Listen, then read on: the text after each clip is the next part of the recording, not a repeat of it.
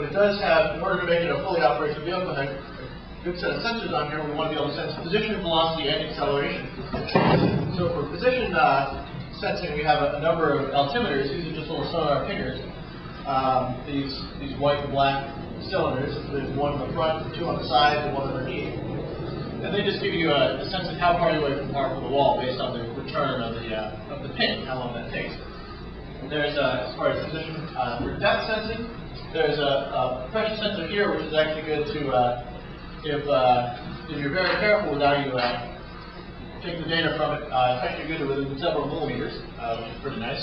We don't need that kind of accuracy, but we do have it. Underneath, to measure velocity, probably not all of you can see it, but there's a device that has 4 beams sticking out in a pattern sort of like this.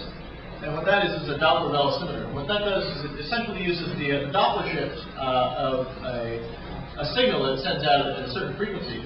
The frequency returns to it based on, it's a little more sophisticated, but essentially based on the Doppler shift, you can tell the relative velocity between this vehicle and whatever that ping, whatever that signal bounced off of. So you can tell the velocity with respect to generally the largest response. If you're swimming in a pool, it's going to be the bottom.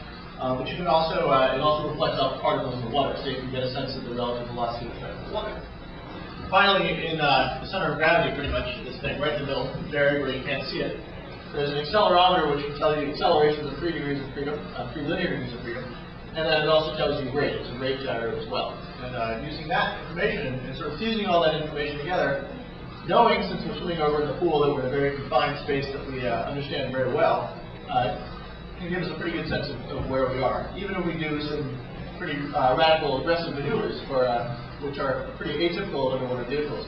You've seen the video, you know this thing can do rolls, it can bank turns. We actually had it doing an inside loop the other day, which is where it turns itself upside down, goes 100 degrees, and then spins back to level. And hopefully in the next few days, if everything's working right, I'm going to be trying out some kinematics, some foil motions that I can directly observe here over the New England Aquarium. They have a 500 to 600 pound, getting larger all the time, turtle over there in their main tank. And I had the privilege of not only doing some filming and watching the divers sort of feed her and move her around while feeding her, but also to get into the tank and dive with her in order to do some filming myself. So with that work, hopefully I'll be able to apply some of the ways that we've seen her turn and try and maneuver in the tank to get food or to avoid divers. We'll apply the same sort of thing to this vehicle, very similar motions, and try and understand what the advantage of doing it her way is, as opposed to sort of the intuitive engineering approach that we've taken so far. So that's pretty much what this vehicle does. Stop it moving just to insert the battery control.